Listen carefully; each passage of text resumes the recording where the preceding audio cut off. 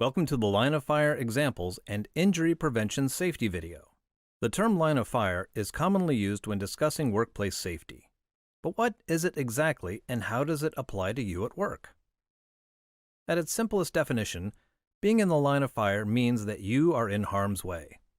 Line of fire injuries occur when the path of a moving object or hazardous energy intersects with an individual's body. In any workplace, there could be many places where an individual finds him or herself in the line of fire. Or there could be very few.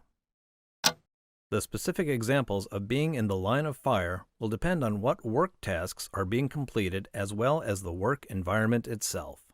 Struck by incidents. Struck by incidents are very common in many industries. These incidents occur when an individual is struck by a moving object. Some examples would include being struck by a forklift in a warehouse, or experience an injury due to a dropped object from an elevated surface. Caught in or between incidents. Caught in or between incidents can be similar to struck by incidents, but the difference is an individual or a specific body part is caught in between a moving object and an object that is stationary.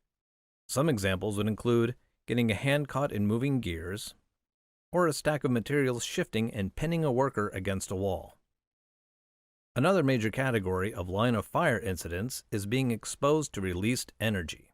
While it's not mentioned sometimes when discussing being in the line of fire, there are many examples of hazardous energy that, if not controlled, can injure employees.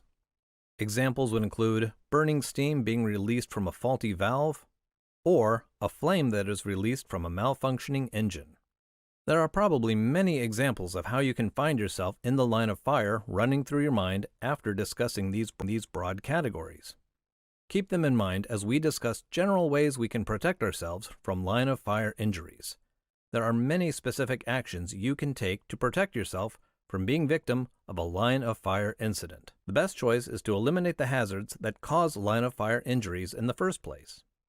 Examples would include removing objects from elevated work areas that could fall and strike employees below, or taking equipment out of service that poses a major caught-in-between hazard.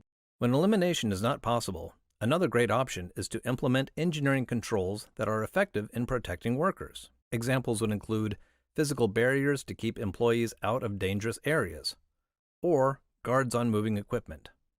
The last defense is wearing the proper PPE. PPE should never be relied on in place of eliminating hazards or engineering controls, but it can help to minimize damage if you do find yourself a victim of a line of fire injury. Be aware of what the hazards are in your workplace and where you can find yourself in the line of fire. Stay aware of what is going on around you to avoid finding yourself a victim of a line of fire